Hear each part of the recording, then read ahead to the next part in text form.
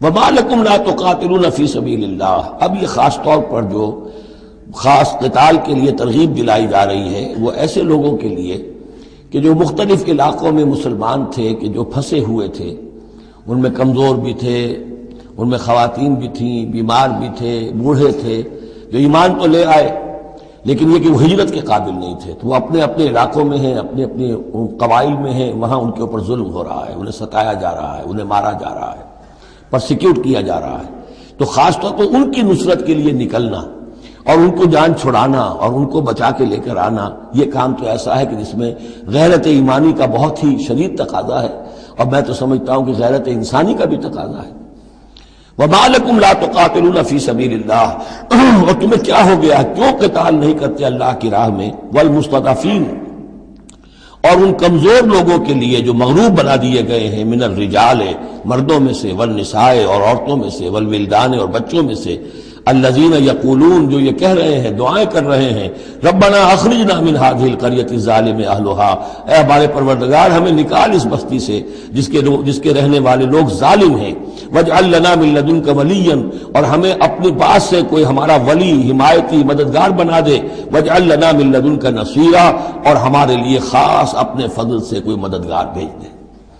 اب ان کی جو یہ آہ و بکا ہے وہ بھی تمہیں آمادہ نہیں کر رہی کہ ان پر ظلم ہو رہا ہے، ان پر ستم ڈھائے جا رہے ہیں، اور تم جو ہے اپنے گھروں سے نکلنے کے لیے تیار نہیں ہو.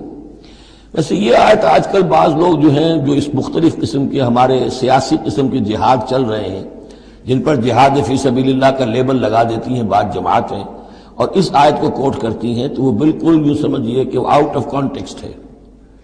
یہ کن سے خطاب ہو رہا ہے؟ جن کے ہاں اسلام قائم ہو چکا تھا، ان سے خطاب ہو رہا ہے. ہم اپنے گھر میں اسلام قائم کر نہیں سکتے، یہاں پر کوئی جد و جہد نہیں کہ اسلام آ جائے. ہمارے یہاں کفر کا نظام چل رہا ہے، تو ہم تو مخاطب ہی نہیں اس کے. مخاطب اہل ایمان ہیں، اور اہل ایمان کا فرض کیا ہے؟ پہلے اپنے گھر کو درست کرو، پہلے اپنے ملک کے اندر اسلام قائم کرو. جہاد کرنا یا کرو، جانے ذریعے یاد ہو. طاغوت نہیں ہے یہاں پر حکمران، طاغوت کی حکومت ہے، غیر اللہ کی حکومت ہے. قرآن کے سوا کوئی اور قانون چل رہا ہے. من لم يحكم بما انزل الله فاولئك هم الكافرون ومن لم يحكم بما انزل الله فاولئك هم الظالمون ومن لم يحكم بما انزل الله فاولئك هم الفاسقون. ظالم، فاسق اور کافر اور مشرک تو ہم خود ہیں. تو اپنا گھر درست کرو، اور اس کے بعد پھر تمہاری جمعیت ہوگی، تمہارا نظم ہوگا، تمہاری قوت ہوگی. حکومت تمہاری دوستیاں کرتی پھرتی ہے ان لوگوں سے جن کے خلاف کہ تم جا رہے ہو اور اپنی جانیں دے رہے ہو. تو یہ آیت اپنی جگہ ہے، ہر چیز کو اس کے کانٹیکسٹ کے اندر رکھنا چاہیے.